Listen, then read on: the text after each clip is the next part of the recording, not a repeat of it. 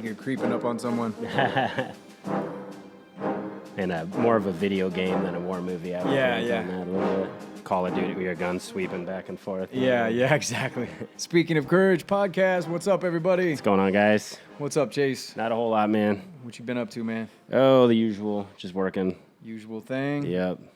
Back to do another. Yep, back again. Yeah, where are we headed today? So we're doing Vietnam. I actually, on the Instagram post, I put a message out asking World War II or Korea. I got a few responses, so Vietnam won, so we're sticking with Vietnam. That's a lot of people's favorite, huh? Yeah, like I said, we talked about it before. I think it's the most relatable, you know.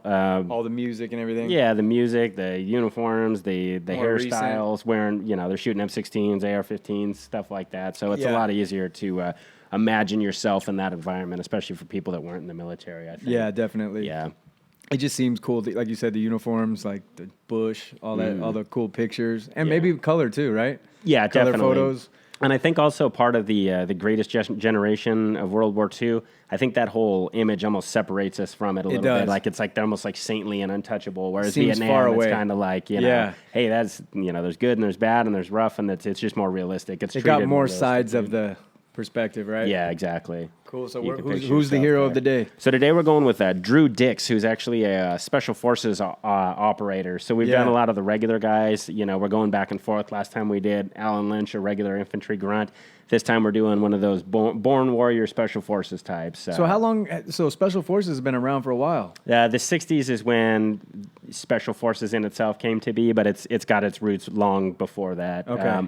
The JFK School of Special Warfare, JFK kind of spearheaded the programs. That's when you start getting the Green Berets were big and popular in the Vietnam era, and the Navy SEAls came to be. But so prior to that, of the Special Forces, what are the jobs of each? They overlap a lot, but obviously each branch has its own. Again, prior to Vietnam, in World War II, we had OSS, which is kind of the roots for all of them, and you had the Rangers that go way back before. But Navy SEALs are the Navy's branch, obviously. They're going to be amphibious is kind of more the scope. Marine Force Recon, all that kind of stuff. They're going to be high-speed advanced Marine Corps. Special Forces in the Army is a little different. They work in small teams, especially in Vietnam. They had A teams and B teams. They were 8-man groups of guys that would be out there. So whereas you would have your conventional troops, you'd have battalions and hundreds of thousands of guys in an area sweeping and doing combat patrols. The Special Forces guys would be out in the boonies by themselves, and then they would be training the indigenous population. So might have, a handful of Americans and then hundreds of South Vietnamese that they're speaking. Is that what Tim Kennedy does?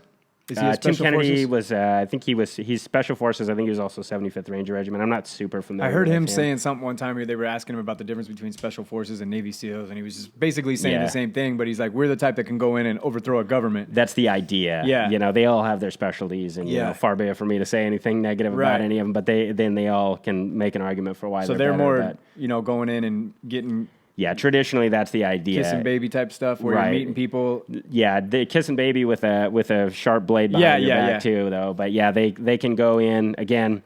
The average American infantryman in Vietnam, like it or not, when you're going through villages, it's almost a traumatizing thing for some of the people that are there just by the nature of your being there. You have all this helicopter gunship support and everything. The Special Forces guys, they're the men with green faces. They're out there in the boonies by themselves. They're just learning the languages and speaking. To be Special Forces, you have to learn a foreign language. So are you just like free out there? Yeah, they have a lot of freedom. I was going to say, man. A lot of freedom. Yeah, they're off the grid quite a bit. Yeah, so do they have people that, obviously they have people they answer to and stuff, but they just kind of figure it out? Yeah, they have a lot more freedom, and that's Drew Dix, who we're covering today. He was Special Forces, Green Beret, if you want to use the generic term, but he was actually working for the CIA wearing civilian clothes.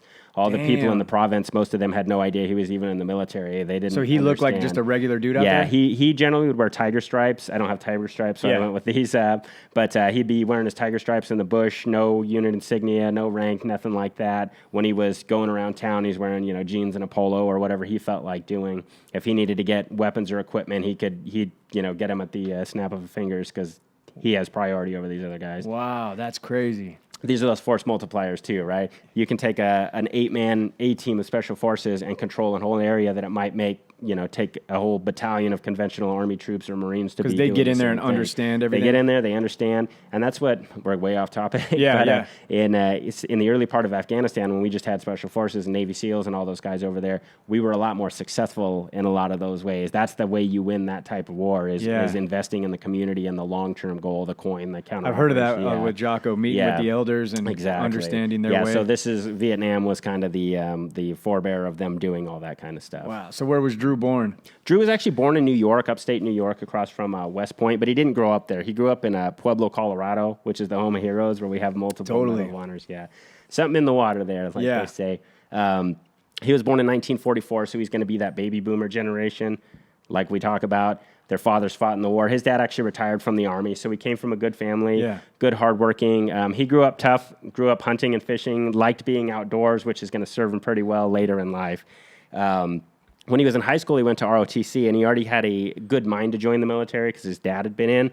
But while he was there, one of the ROTC cadre, who was a veteran, and he's serving, he really inspired him, and that Drew automatically knew, I'm going to join the Army now. I want to be like this guy. Yeah. So he committed himself to do that, and then he wanted to be Special Forces in this budding community that was, it was all over the news. There's the Ballad of the Green Berets, and there's the book that came out, and it's kind of this popular thing. So he's reading everything he can about the Army, and he wants to go be as elite as he can. So as soon as he graduates high school, in 1962, he's 17 and a half years old. He goes and joins the Army, and he wants to be Special Forces. Immediately. But at the time, you couldn't do that, right? You had to be on your second enlistment, or you had to be 21 years old, essentially. So he settled for airborne. He joined the he joined the 82nd Airborne because they weren't taking first enlistment guys. So he spent 3 years in the 82nd Airborne, which is another awesome elite unit, but it's a conventional troop unit, right? In 1965, he saw his first taste of combat when we intervened in the Dominican Republic for a short operation. So he got a short taste of combat, and like a lot of these guys, that crucible, he met that crucible, and it didn't faze him. So he's right away learning. He's very calm under fire. So he's one of these guys, like we talked about, that's one of these almost born warriors. I was going to say, you can already tell about his personality. He wanted to be there, and then he's just following his steps. Right, as soon as he can, he's trying to get in the fight. As soon as he gets in the fight, and he didn't go, I can't be Special Forces. I guess I'll go to college or something. He goes, I'll go 82nd Airborne, and I'll bide my time. Any 82nd Airborne guys out there are going to be, he stayed in the Army. In 1965, the war starts to pick up in Vietnam. Prior to that, no one had even heard of Vietnam. But now you're seeing on the news, there's already been Special Forces engagement. The Marines are landing. The 1st Cav's there, the 173rd. So he wants to get in the fight. In 1966, when he's 21, he got accepted into Special Forces. Like we were talking about before, though, Special Forces, it's a long commitment, right? You got to go to language school. You got to go to high-altitude training. You got to go to all these airborne Halo type stuff. So this is years in the making. When you say language school, they have to actually speak? Yeah, you have to learn another language to be fluent. As fluent as they're going to get you.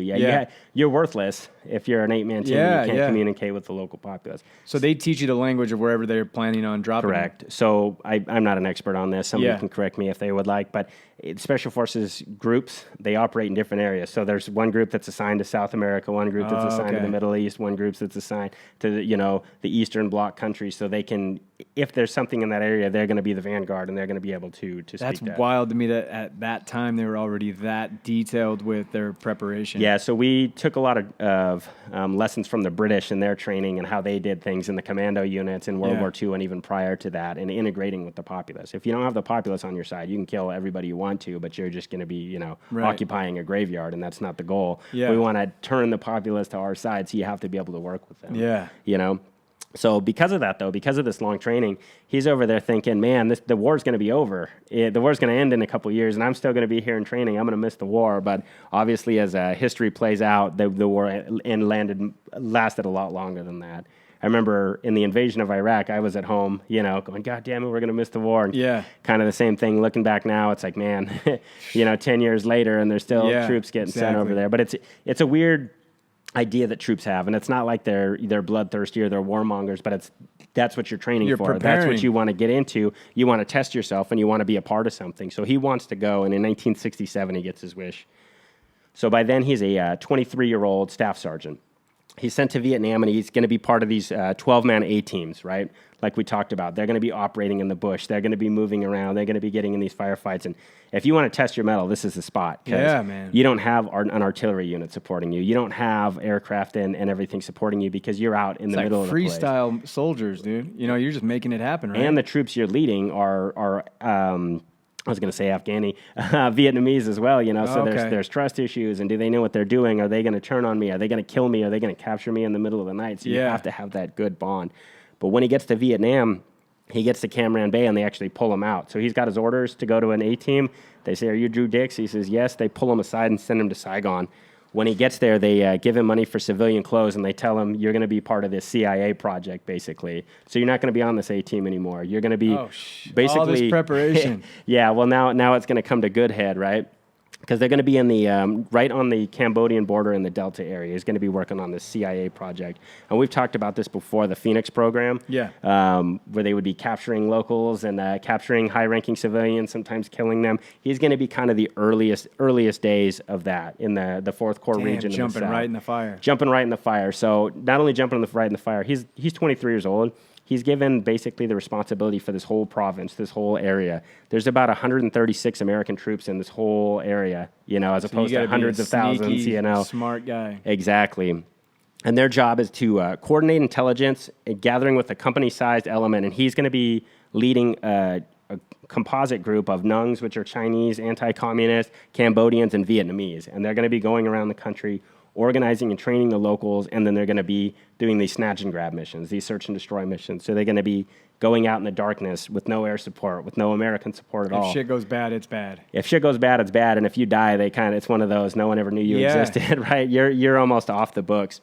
But they became so successful at it because he did such a good job. They would capture around 40 enemy high-ranking soldiers a month. Wow. You know, whereas, you know, again, a conventional troop, you might not capture anybody, and if you do, you're not going to get any value out of them because by the time they get hustled to the rear, they're going to be beat up and they're going to be, you know, no longer useful as a target. That's got to be decimating the enemy, man. Exactly. 40? You can't operate in an area when your guys are getting picked off, and when from the top down. Exactly. They're capturing high-ranking guys, they're capturing mid-level, and these are all the guys using that Ho Chi Minh Trail that are going back and forth across the border. And it's a scary situation. So Dix would be leading his one unit. He wouldn't even let the other Vietnamese units know what he was doing because you could never know if they're going to be the enemy and they're going to tip you off because it's very easy for them to infiltrate. So they used a lot of secrecy, but what that means is no one can bail them out if they're in trouble, you know?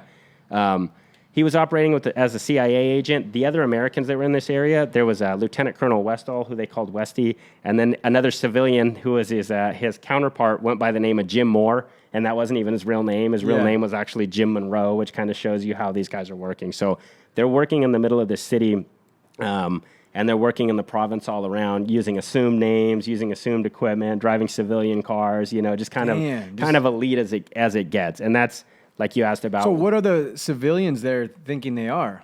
They think, so there's other Americans in this area too. You have American peacekeepers. Remember in the Lynch episode we were talking about the Peace Corps? Yeah. There's Peace Corps members there. There's reconstruction groups. There's civil engineers. There's all these kinds of stuff. So they don't know it's not like every American's a soldier. Right. Or they don't think. Right. And they're using that cover a little bit. Okay. And one of the civilians there is a nurse by the name of Maggie who was a Peace Corps volunteer. She actually did a tour in Afghanistan, and now she was in Vietnam. So she has a little house in the city with her Jeep driving around, or it was a international scout. But there's this weird bustling environment of people coming and going, you know. Wow. There's a special forces camp on one end of town. There's the embassy house on the other where Jim and Drew and everybody are. Yeah. But when he goes out into the bush, you know, it's combat time. So he's putting on those jungle fatigues and he's going. Drew had a good way about him, though. He respected everyone and he treated everyone with dignity. So a lot of these locals would flock to him. And that's very important on these because if these Vietnamese don't want to, you know, if they don't like you, they can just melt back into the populace and not be your ally anymore. Yeah. So it's very important for him to do so. But by all accounts, he was a natural leader, and he spoke to everyone with dignity, regardless of your rank or your ethnicity or your origin. He loved the Vietnamese. He loved the Chinese Nungs that were with him. He loved the Cambodians, and he treated them all well. So they were fiercely loyal to him, which, again, was good because there was only 137 Americans in this whole province. So if something goes sideways, he is going to need them. We've talked about the Tet Offensive multiple times. You remember what that is a little bit? Yeah, where they attacked. Right. So the Tet Offensive was, my understanding, again, feel free to correct me if I'm wrong, Tet is the biggest holiday in Vietnamese culture. It's actually the Chinese New Year, but they would take 3 days off the war, basically. It was a ceasefire between both sides. It was Christmas, New Year's, the 4th of July, everything all wrapped into one. So they would actually call a ceasefire. Unfortunately, in 1968, the North Vietnamese and the Viet Cong used that to attack, and they ended up attacking every major installation in the country, and that's going to kind of be our basis for the story. So as this ceasefire is coming, though, right? It's smart, but it's a little bit dirty, you know. But I mean, I guess war should never be clean. Wars. If you were fighting on my country, I'm not going to fight a clean war. Yeah. So I don't blame anybody on that. But in 1968. The Tet Offensive's coming. His job is intelligence, so they kind of know something's up, you know, but they can't violate the ceasefire or anything anyways. So Drew goes out on a mission. They're moving through the rice paddies. They're moving through the area. It's an unusually dark night. They don't see any action, and they don't capture anybody, which is a little bit unusual. So they come back to the embassy, and then he meets with Jim Monroe, and Jim asks him, hey, you know, things are getting a little weird. There's actually some Navy SEAls in the area, and they want to go with you. They're looking for some action. Do you want some SEAls to go with you tonight on your mission? And he says, hell yeah. So the SEAls come, and they have about a 13-man unit, including their leader, who is actually famous later, and they have their patrol river boats, or the patrol boats river, which are little gunboats that are going up and down the river. So he's thinking, hey, this is awesome, you know. I know something's up. I'd love to have these SEAls with me. So he briefs the SEAls. So they're feeling the Tet Offensive? Yeah. But not knowing the extent. So your average troop in the country isn't going to have a clue what's going on. They're going to be drinking beers, getting ready to party. As a matter of fact, our South Vietnamese allies, all the guys that are under Dix, they're all on leave. They're out in the town with their wives and their girlfriends. A lot of them are gone. Because it's a big deal. A lot of the high-ranking Americans went home on leave during the time because they thought, oh, nothing's going to happen. This will be the chance, because it was, you know, regularly going on in these years. But Drew knows something's up because, right, there's less people moving around. The city's a little uneasy, but nobody in their right mind would have expected what happened. Okay. So they get the SEALs. They get 4 patrol riverboats, and he has this regular guy. So they're going to go out. Even though there's a ceasefire, they're going to go on their recon mission. They're going to go around, and they're going to see what they do. They walk for hours in the darkness towards the Cambodian border. They're going all the way near the border. Occasionally, they're getting flares. They get some shooting from a Cambodian outpost, but nothing really big, right? As they're moving, though, they start to get word over the radio that something's going on. And when they look back to the city, to Chow Duck, which is where they're, you know, based at, where they have all of the city that they're under care for, what ended up happening was 2 Viet Cong battalions of about 600 guys occupied the city and overran the city. So as Drew's out in the bush, these guys overran the city, and they immediately took it over. So they're looking back. The Navy SEAls are hey, what's going on? Is that fireworks? You know, and Drew's going, that ain't fireworks, because the whole city's on fire. And the Viet Cong are actually launching mortars from inside the city. So while they were out in the bush, what happened was these 600 guys, they overran the police station. They overran the all of the South Vietnamese troops, the ARVN troops. They occupied all major buildings in the city, and they just started going around basically hunting and killing everybody that was local there. Dang. Right? So Drew gets on the radio. He calls in, and they say, we need help bad, right? And nobody knows that this is countrywide. So Dix immediately gets on the boats, and they decide, let's haul ass back, right? They start hauling ass on the PBRs, on the boats back towards the city. As they're getting closer, they're seeing that this is a lot bigger than they thought, right? There's machine guns going off, there's mortars, there's rockets, there's flares lighting up the sky. They can see the Special Forces camp is trying to hold their ground on the other side, but there's nothing they can do. So they're in the darkness of the river, and they decide they have to try to land, right? They have to try to get to the shore. So they end up going in an area where they can get closest to the TOC, which is the Tactical Operations Center. Dick said when they landed, when they hit the beach, it was like Normandy, basically. As soon as they hit the beach, everybody opened up on them. Rockets, mortars, 50 cals, everything. The Navy guys are fighting back, and they had to fight their way onto shore to even get into, to get back to the city. So as soon as they do this, they finish this hour-and-a-half boat ride.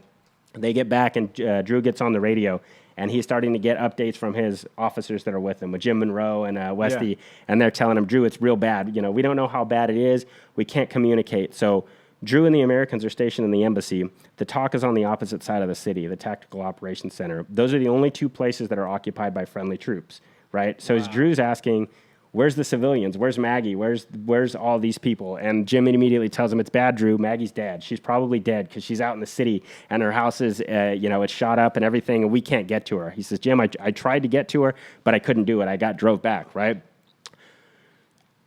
Drew's only thought right now is he's got to get to Maggie, and he's got to get to these other people, because he later said, he felt like she's a civilian do-gooder trying to do the right thing, and he owed it to her to at least try, right? Yeah. So first thing they do, though, is they're going to go to the talk, and they're going to get their ammo, and they're going to get set up. As soon as he gets there, our Vietnamese allies aren't fighting. They're basically like wandering around lost because their leader was slumped over. Basically, he had given up.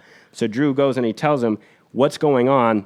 You need to get your people together and fight. And this guy, Major Fong, he's just defeated, and he tells Drew, he says, I can't. He says, he had just got word that his wife and his children were killed and his best friend and bodyguard had been executed. So he just can't even physically get himself up in the fight. God. And Drew's telling him, you have to fight. And Feng's saying, Drew, they killed my wife and 2 children and they killed my good friend. I just can't, I can't. So he's sitting there. So Drew tells him, I don't care what's going on. You need to get your guys together and you need to fight. Feng can't get his shit together, so Drew and the SEALs immediately start making a plan, right? We're going to go into the city and we're going to fight. Now, mind you, this is 600 Vietnamese occupying the city, and Drew has about 20 to 40 guys that are combat efficient, right? Including these SEALs that are going to go back. So they end up charging into the city. They get on 2 Jeeps. They mount them with 50 cals, almost like the Somalis drive. And Jim and Drew, they get on their 2 Jeeps. One of them has a 50 cal, one of them has a 30 cal, and they start hauling ass through the street. As they're doing so, they start taking fire from all the buildings. Everyone that sees them, they're a moving target. So the Vietnamese in the hospital start lighting them up. Because of their situation, they can't stop and fight, because if they stop and fight, they're going to get pinned down and they're going to get killed. So they just charge through the city. The goal is to get Maggie, even though everyone's told Drew that she's already dead and you can't get there. Drew realizes she needs help, and if she's alive, I'm going to get her. So they immediately round a corner in front of Maggie's house, and as soon as they do, they get lit up with rockets, they get lit up with machine gun fire. When they come around, they see the worst thing you can see. Maggie had an SUV out front, and it had over 1,000 bullet holes on it because of the gunfire. The tires were flat, and the vehicle was listing. Shit. The whole gate is shot up. The whole house is shot up, and they start taking rocket fire from an M79, which is a 40 mil. Yeah. And they know the only person that carries a 40 mil was Major Feng's bodyguard, so they took it off his executed body, basically, and they're firing back at them. As soon as they hit the ground, though, Drew and Jim immediately run out, and they run towards the gate to try to get to Maggie. When they do so, the gate's closed, and they can see Vietnamese running in and out of the houses. And what the Vietnamese did was they actually would blow holes in the walls so they wouldn't have to use the streets. They could just dart back in and out of the building so we wouldn't be able to kill them. So it was smart, right? Yeah. And Drew recognizes this. So Jim starts yelling, Maggie, Maggie, it's Jim, hoping she's alive inside, but there's no answer. Drew's trying to get through this lock, but the gate's locked, right? So he pulls out his pistol. He's going to shoot the lock off. And right as he does, Maggie calls out. She says, I'm here, right? Maggie had actually been alive, but she was hiding for over an hour. Over an hour while these Vietnamese were running in and out of the building, shooting and killing everybody they saw that wasn't one of them. She had been hiding. So Drew yells, where are you? And she says, I'm here. He says, come to the front door, and she says, I can't. The VC are in the house. So he says, they're gone. Come out. So she bolts out, and as soon as she does, 2 Vietnamese run right by her. So she runs back in and hides. So Drew's trying to get through the gate, and then she finally comes back out, and Drew yells at her, get the key. And somehow she searches through all the rubble, and she finds the key. So while the Vietnamese are firing them, Drew and his unit are firing back. Maggie gets the key, but her hand's shaking so bad that she can't even unlock it. So Drew has to take his hand and steady her hand to get that lock. But when he does, he's able to save her. Drew grabs her and he carries her back to the Jeep. He throws her on top, and they're going to throw a bunch of flak vests on her, basically. Yeah. And then they're going to speed through the city. So you can imagine Maggie, again, a civilian. She was in there for hours. Again, she said she made peace with the fact that there's no way she's surviving this. And then out of nowhere, these 2 guys in a Jeep and their Vietnamese allies come storming up to the gate, almost like an action movie, Yeah. And then they hustle her back. They haul ass back to the talk, which is the Tactical Operations Center. They get inside. They dump off Maggie. The troops inside are still in a panic, but then Drew learns that there's 8 more American civilians that are trapped alive in the city, right? So despite the fact, again, that there's 600 guys out there and they almost get killed, Drew decides, I'm going to go save these guys. Not we're going to go save these guys. Now, keep in mind, a Special Forces battalion on the other side of the city, or encampment, is unable to breach the city. But Drew, by himself with his allies, decides he's going to chance it. So they speed Maggie to the embassy. They end up reloading, and then they drive back through the gauntlet. So they're driving, miles while getting shot at, just hauling ass as fast as they can. The PBR boats on the river are giving them cover as they're going. Yeah. So they're driving down the road with the Jeep. The boat's driving on the side, firing over their heads with the 50 cal, and the enemy's firing back from the buildings. And all this time, they're trying to get air support. They're wondering, where is everybody? Yeah. But they don't realize the whole country is on fire. The whole country is being attacked, so no one can help. like the saying, no one's coming, it's up to us. That's literally what's going on right now. Yeah. No one's coming, it's up to them. As they're moving through the city, anytime they get fired at, they're firing back. They're firing it back with the 50 cals. They're firing back with the small arms fire. They're looking for the compound where they know that these civilian were. As soon as they stop, they drove into an ambush. Rockets fly over Drew's head. Drew starts firing back with the Swedish K9 mil. He's taking out enemy. They're taking it back. His own guys are getting hit. His own guys are moving forward. But they make it to the compound. Drew jumps out with his Swedish K, his 9 mil, and he darts through enemy fire. He darts about 50 meters through the gauntlet while his guys are keeping the enemy down.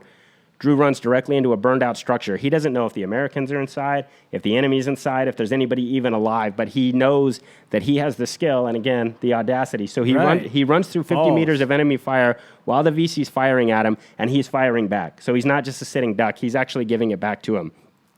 He starts receiving rocket fire, and then he starts thinking, shit, man, I hope my guys in the vehicles are okay, because if they get killed, he's stranded in the city by himself. But fortunately, they were holding their own. So Drew starts running through the wreckage of building to building tactically with his rifle while calling out. And then he finally hears a voice, and it says, Drew, we're here, right? And Drew says, how many? And he says, all 8 of us, we're all in here. So again, through sheer courage and audacity, Drew finds these 8 guys, and he yells at them, come on out. And they say, no, there's VC. And he says, they're gone, come on out. And they say, no, we can't, because they're terrified, right? Yeah. So these 8 guys that have been holed up are terrified, but Drew is calm, and calm breeds calm, right? So he yells, God damn it, you're coming with me. Get out here now. So they finally come out, and they realize they're rescued, They think it's this big rescue force, but it's not a big rescue force. It's Drew Dix and his Swedish K9 mil, right? So he grabs them up, and they start cheering and hugging and shaking his hands, and he's telling them, like, get in the Jeep, you idiots. We're still under fire. Yeah. But he ends up being able to get them. So he throws them all onto one Jeep, and the weight of the Jeep is sagging because there's so many, but he needs his other one for maneuverability. So they race back again. They get back to the talk. As they do so, Major Fung starts to see, hey, these guys are surviving. They're doing well. They're surviving. And he starts kind of to come back to his old self, even though he knows that his family's dead. Drew snatches up the SEALs, and he says, we're going to take back the city, okay? We're going to take back this city. Drew starts moving forward, and the SEALs are game, right? They want to go, but Drew knows that they're all gamers, dude. Yeah, they've been looking for Can you imagine these guys? Oh, yeah, just draped with ammo, getting ready for a fight. If there's anybody you don't want to fight, it's a platoon of SEAls and a Special Forces guy moving forward in Vietnam. Yeah, a target-rich environment. The enemy has the police station, the enemy has the theater, and the enemy has a hotel. Drew decides, again, he doesn't have a super tactical plan, but his plan is, I'm going to fight forward, I'm going to take ground, I'm going to push people behind me, and I'm going to kill everybody that I see. So that's Drew's mission. Yeah. Meanwhile, back at the talk in the embassy, all the other Americans are trying to make a plan to retreat. They're trying to make a plan. How are we going to get out of here, and how are we going to escape? How are we going to burn these documents? We need to burn the money. They're putting thermite grenades on the safes because they don't want the money to get into the enemy hands. They're thinking about, what are we going to do? Who do we leave behind? And Drew's thinking, fuck it, we're not losing. I got me and I got my weapons. We're going to kill them. That's how we're going to get out of here. We're going to destroy these 600 guys with my small band of 20 guys. It's now late morning. As they're moving through the market square again, they're taking small arms fire. They're taking the enemy's darting back and forth. The only thing they have on their side is this chaos, right? The enemy doesn't know where they are, and they don't know who's coming and who's going. So as long as they move with speed, audacity, and fire back, they're doing all right. While they're driving, though, the 50 cal starts jamming, so they're losing their biggest weapon. It's firing one at a time. They're trying to fix it, but if anybody knows anything about headspace and timing, the headspace and timing's off. So you'll crank it, and it'll just fire once. You'll crank it, and it'll just fire once. So the SEALs end up getting off of the Jeeps, and they start bounding through the city and fighting forward, like we talked about. You fire and push forward. You fire and I push forward. 2 friendly PRUs, the the ARVN troops that were in the city come out too, because they've been trapped too. So as they're gaining success, a lot of these guys that had been hiding in their homes that are friendlies are coming out too. So Drew's unit's starting to get a little bit bigger. Drew sees these 2 guys come around, though, the PRU soldiers. One of them's been shot under the eye, but he's still okay. The bullet's lodged in his face, so Drew gives him a rifle and says, you stay here and hold this ground, right? And these guys are fighting because, one of my favorite quotes, one man with courage makes a majority, right? Yep. He's bringing these people to him. He's drawing these people forward. Everybody that's seeing him is getting inspired to fight. So even though these guys are wounded, these guys that have been fighting for hours, these guys that have given up, they're seeing Drew, they're seeing his calm, and they're seeing his courage, and they're deciding, you know what, maybe we do have a fighting chance, and they're starting to fight. As they're moving forward, the enemy starts focusing on that 50 cal that's jammed. So Drew and the SEALs have to fight them off. So they decide we need the high ground. So they're fighting up to the rooftops. How do you get to the rooftops? You climb on the building or you kick down doors and you kill everybody that's inside. Yeah. So they're moving through the city, they're kicking doors, and they're killing. They start to get more bodies, and then they have to head back to the talk to reload. They go back and they get a recoilless rifle, which is like a giant, like a rocket type bazooka, if you want to call it that. It's kind of hard to describe. They go back into the city. They snatch a little bit of food down. By now, they've been fighting for hours. Again, people are in panic mode, thinking about retreating. And Drew's only goal is to go forward. Drew's only goal is to kill as many as he can. They decide they have to go back, and they want to get to the police headquarters because the police headquarters is a friendly place, and our guys are trapped there, meaning the South Vietnamese, and he has to get there. As they get there, they start drawing fire. They run into more Vietnamese friendlies that are coming. The Vietnamese the enemy Vietnamese are giving a hail of fire on the police station, but he can see that there's some rounds coming back, so he knows there's friendlies in there, so they have to get to him. They fight forward. They have to get up to the roof. As they get up to the roof, they throw a rope up and haul up the 57. One of the SEALs ends up getting shot in the throat, and he goes down bad, so they get his body down. As they do so, they can see the brain matter leaking out of the head where he was hit in the head. He's gone. They can quickly realize this SEAL's not going to make it. So the SEALs are dressing his wounds, but this is kind of going to change that initiative of the battle. Up to this point, they've been having success. Up to this point, Drew's got a group of motivated SEALs that are with him, but now these SEALs just lost their buddy, right? Yep. So they drag him back. They race him back as much as they can while Drew gives them covering fire. They get the wounded SEAL in the Jeep, and they race back to the talk. And, of course, like we said, that SEAL ended up dying because he has that head wound. Unfortunately, because of what happened, the SEALs commander says, I'm not risking any of my guys. We're not going to lose any more of our guys, right? So these SEALs were ordered to stay back at the talk. The SEALs were ordered to no longer go forward and fight, right? So by now we've been fighting for hours and hours and hours, and we've been gaining some initiative in the city, but we just lost that initiative because we had a SEAL killed. Special forces are trapped.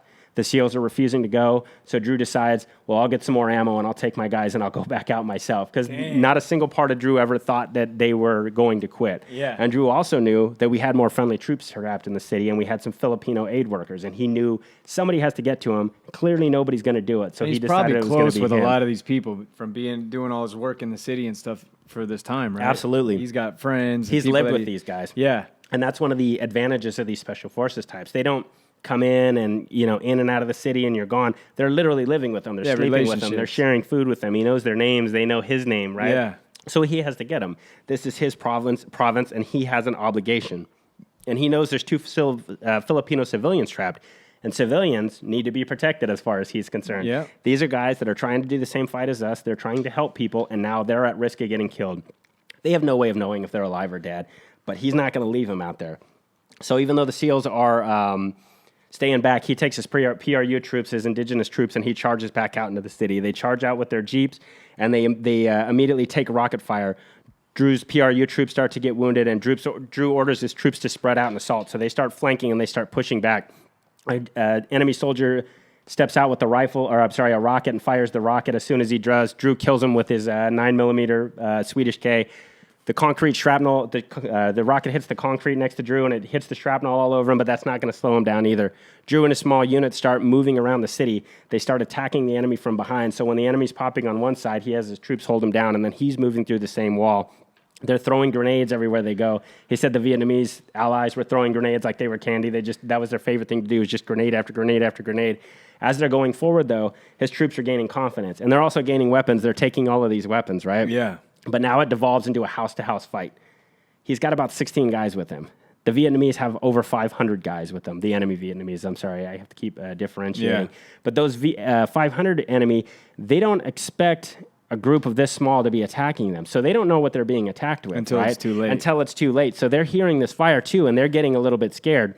And they're not knowing what's going on. So Drew takes this lull, and he decides, I have to get up on top of this building. I have to get to this high ground to get into where the Filipinos are. So he jumps up on the building, and he starts climbing. As he starts climbing, the tile starts sliding off because the building's been damaged. So he starts falling down the building, and as he does so, a rocket hits the building, and he ends up falling through. So he braces on the rafters with his arms, and he looks down, and there's 2 enemy soldiers, and they start firing their rifles up at him. Oh my And somehow they gosh. both empty their magazines and miss him. So he drops to the ground, and he kills them both where they stand after he was dangling. That's movie shit. Yeah, exactly. Yeah, except there's witnesses, right? Yeah. So yeah, he's dangling by his arms. You know, he said that they were so close they probably could have poked him with their rifles, but somehow in the surprise they ended up missing him. So he drops down, and like he said, he was lucky and they weren't. So he ends up killing the both of them. And then he runs into the courtyard and he kills 2 more enemy with a grenade as he's moving forward because he's that moving target, right? He's that pushing forward. He's got that initiative and he's going. Meanwhile, he's tack reloading because he's starting to run out of ammo. So what that means is you don't fire, if you have a 30-round magazine, you don't fire all 30 rounds and then reload. You fire, I fire 20 before I move forward. I'm going to put a full one in case I get in a firefight in between. So he's having to start counting his ammo. I have 2 rounds left in this one. I have 3 rounds in that one. He's by himself in this courtyard, and he starts running from room to room looking for the Filipinos, yelling out, and then he finally finds them cowering in a corner. There's 2 Filipinos workers and an 18-year-old female that's with him. So he runs out, and they all climbed onto the Jeep, and then he gets them back. So by now he's rescued the 8 American civilian aid workers, the 2 Filipinos, Maggie, and every other PRU soldier that was trapped in the area. He ends up in that action itself, he ended up rescuing the Filipinos and single-handedly killing 6 Vietnamese enemy soldiers just in that compound. Damn. After he gets out and they get to go on the Jeep, he calls headquarters and tells them, hey, I got the Filipinos. And they say, hey, you need to go back in. There's important documents in there, right? So even though he just left this compound, he has to rush back in, and he finds that the safe is there. So he ends up just grabbing some whiskey and taking the whiskey and taking off out of there. Yeah. Throughout the whole action, Drew just remains completely calm, right? This is his element. This is kind of where he operates. Was born to do, exactly. Yeah. So now he's been fighting for hours, right? They fought from sun up. Now it's sundown. So they end up heading back to the talk to regroup. Night's falling. The enemy's slowing down a little bit because they're starting to lick their own wounds. By now, they're kind of realizing how bad of a situation this is, and they realize there's no reinforcements that are coming. 1 American soldier in a Jeep, an advisor, tried to charge through the city to get to Drew, and he was killed in his Jeep, so they ended up finding his Jeep, and I don't think they ever found his body, just to kind of show you how bad it is. But by now, like I said, they're hearing over the radio that this is countrywide, right? We need air support. We can't have air support. All the planes are in operation. These pilots are running 24 hours a day at this point. Everybody's getting attacked. Everybody's getting low on ammo, so then they decide they're going to have to make another charge. They go to the airfield to resupply, and then they hunker down for the night. So again, we have the embassy on one end of town, and we have the talk on the other. And now they're going to basically be like a medieval fort. Everybody's up, everybody's awake. They have their weapons out, their rifles out through these little portholes and slots. They have shotguns with flechette darts. If somebody comes here, and everybody's bracing for the inevitable overrun, which is what's going to be the end, because they're not going to be able to fight them off. There's a couple SEALs that are still there. They're in the compound. That's actually good because they can lead an organized resistance. Yeah. While the rest of the SEALs had to hightail out with their wounded. Drew could hear the other American units, though, that were fighting, and he could see the special forces lighting up their flares on the other end of town. So he knew other people were still fighting him. Drew got about 20 minutes of sleep that night after being up and fighting for over 20 hours. And then as soon as the morning came, he decided, I drew dicks, I'm going to retake this city, right? The Vietnamese are still in my city, so let's go. Yeah. So he loads up on the Jeeps. Again, he's the only American. He has about, a handful of guys with him, but they have to go back and take this police station that they weren't able to take. So they fire forward as they go. The VC are lighting up this police station, trying to kill anybody that's left inside. Drew fights forward, and as they start doing so, they're able to push the enemy back, and they're able to rescue all these Vietnamese allied police that are inside. Damn. By this point, it's just an hours long street fight, right? Yeah. Drew decides we're going to bound building to building, and we're going to leave the guys behind, like they said. They start moving forward. By this point, the Americans are retreating and burning their documents, but Drew's still fighting in the city, and he's basically the only one. He gets all his troops together, he gets them in a truck, and he tells them, let's go kill some Kongs. So all the guys start cheering, and then they go back and they start fighting, their way towards this theater, which is now the main strong point for the enemy. So Drew's taken back the police station, he's taken back a lot of these streets, he's taken back a lot of this area. Yeah, single-handedly with the help of his allies, but he's the drive that's going forward. Again, one man with courage makes a majority. It doesn't matter how many people you have, because Drew refuses to see the odds against him. Drew just sees a target-rich environment, so he goes forward.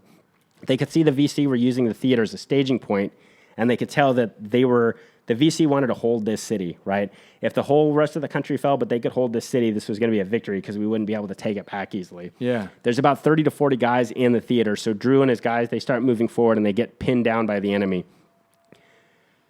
Units start coming up, and they start having issues with friendly fire, so Drew's also having to control his guys, right? But they end up clearing this building. They're going through, they're kicking down doors, they're clearing up the enemy, and they're each room they're fighting for, they're having to kill, right? As they're bounding more and more towards the theater, they end up getting pinned down, and Drew's looking around, and he's taking fire from the high ground. His guys are trapped behind the walls, and then he sees a Vietnamese civilian, it looks like, in brown pajamas just kind of sitting there calmly, right? And he thinks, this is kind of weird.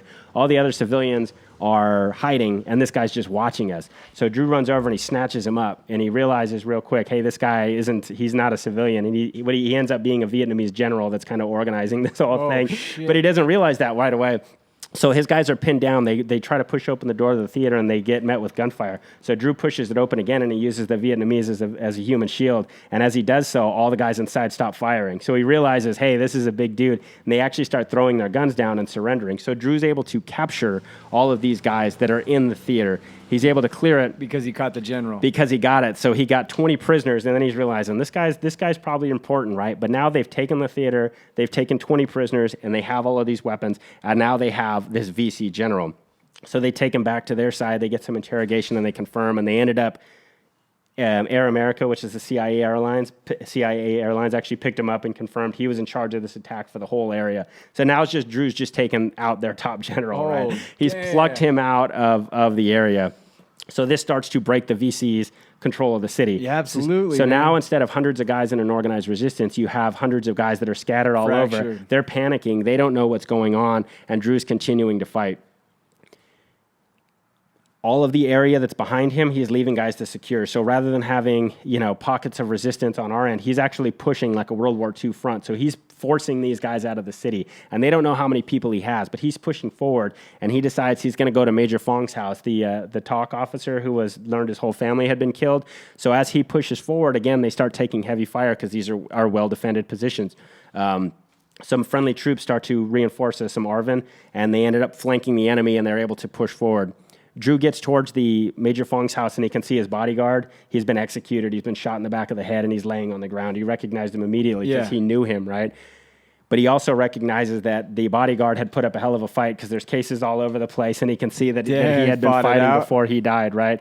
So Drew realizes, I got to get to this house because they have important documents. They have important equipment, but he has this open ground. He gets down behind a wall, and he starts getting pinned down, right?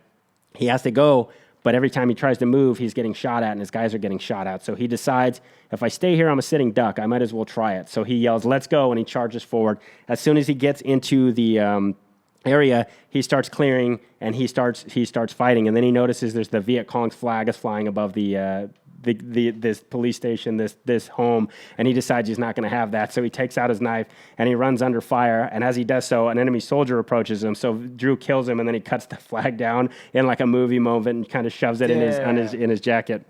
Drew and his guys go through. They start clearing Major Fong's house.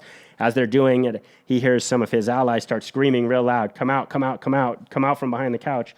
And they're getting ready to kill whoever's back there. So Drew kind of holds him back, pulls him out, and it turns out it was Major Fong's wife and children. They were actually alive. They were alive. So the bodyguard was executed, but by doing so, he gave his life and gave them enough time to hide, right? So the bodyguard was a beast, but he went down. Yeah, he ended up getting killed. So now Drew's rescued Fong's wife and his children. So Drew radios back, I have your family.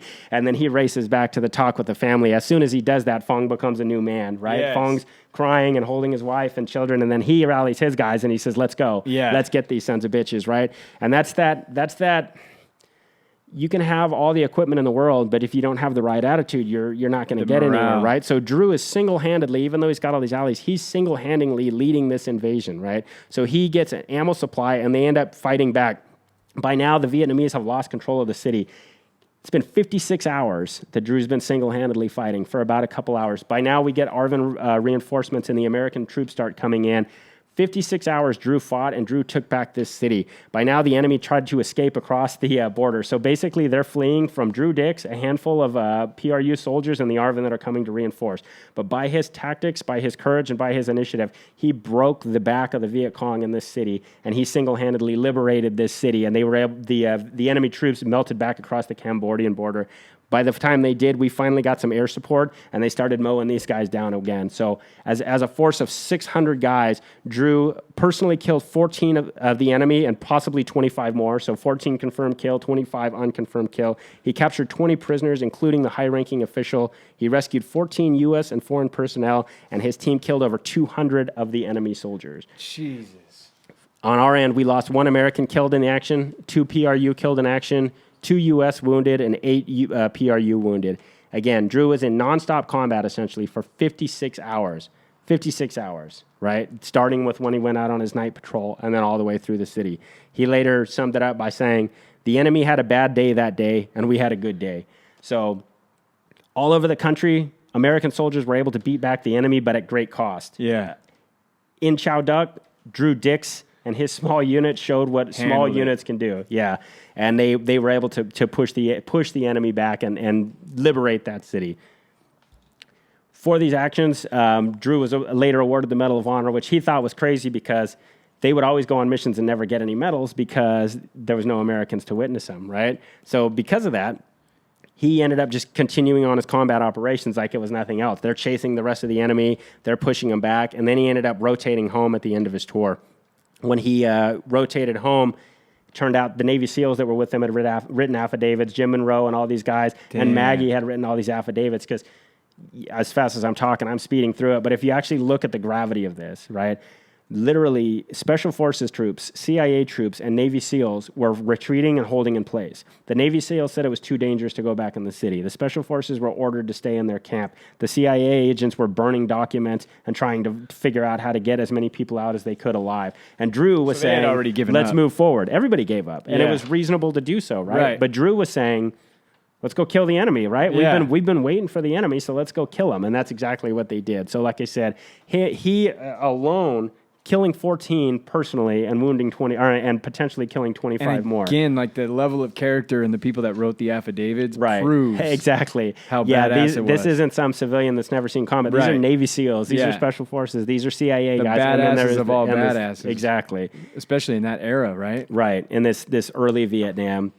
So Drew's still alive today. Hell of a guy. He's a Special Forces legend. He stayed in the Army. He did his 20 years.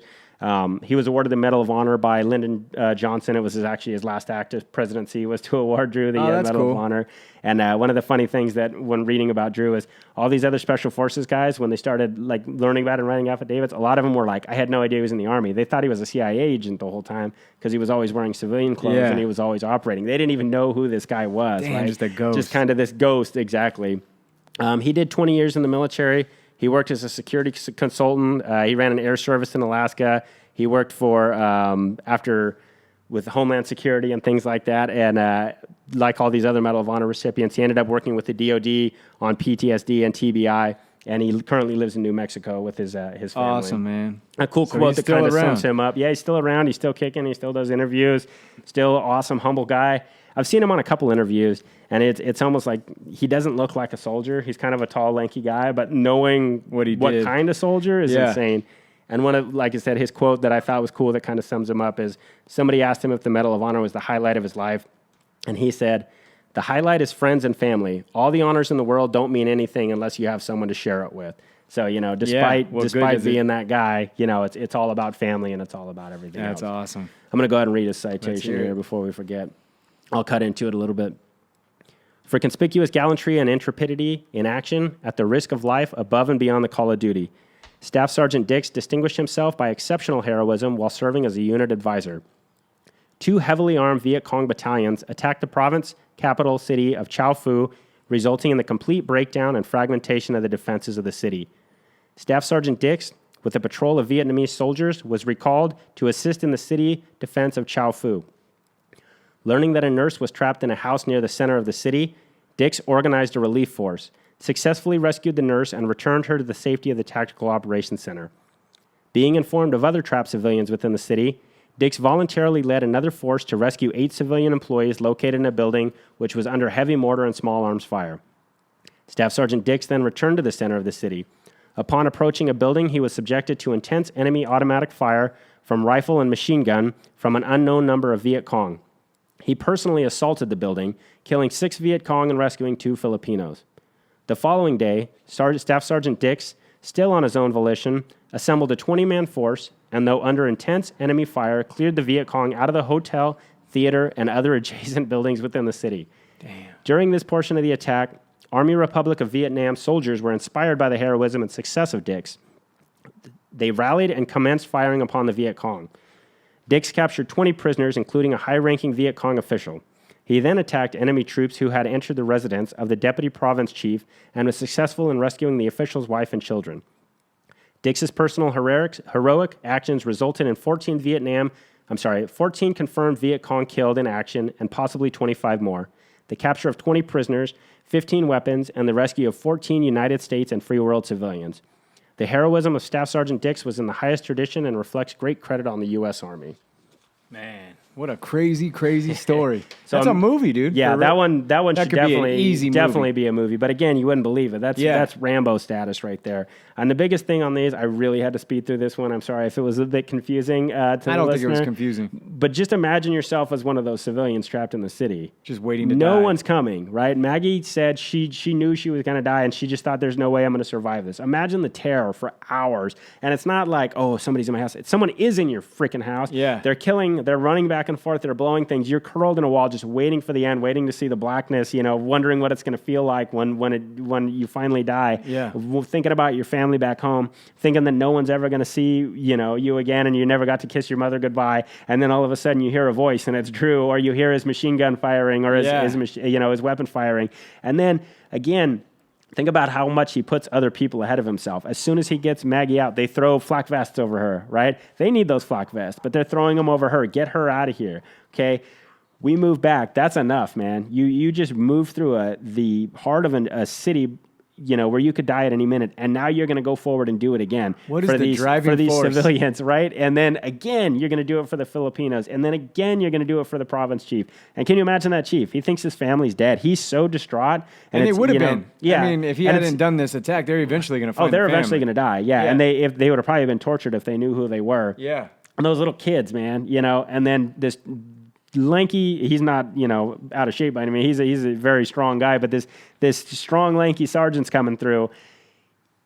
They were never safe. Like even though they were with Drew and the Americans are here and you're still not safe, but he makes you feel safe because he's so bold and he's standing upright and he's yelling at you and he's taking control. He's got that energy. Let's go. You do this. That's what people need to hear in these panic moments. Yes. Get your guys together. Just seeing somebody that's taking an initiative that has a plan has got to feel amazing, dude, in that situation, right? I mean, and when you feel hopeless and then you see that there is hope. Yeah. Because this guy's doing it. Oh, this guy's got it figured out. I'm going to follow him. We're outnumbered 10-1. There's nothing we can do. Oh, shit. Look, he's doing it, right? Yeah. He's moving forward. Just follow that dude. He seems to know what's going on. If you go in that courtyard, you're going to die. Oh, Dix just did it. He just charged through. Oh, now he's throwing grenades. He's just moving forward. That's sheer will. And that's the kind of thing. If you hunker down, you may kill the enemy, they may kill you. If you guys try to sit there and trade shots, you may. But if Drew charges forward at you, you better get a good shot on him and you better kill him because if you don't, he's going to be on top of you. In 3, 2, 1, now you're dead, right? He's firing grenades. He's going forward. He's not missing his shots. He knows what he's doing. He's bringing a force with him. And he's bringing guys behind him,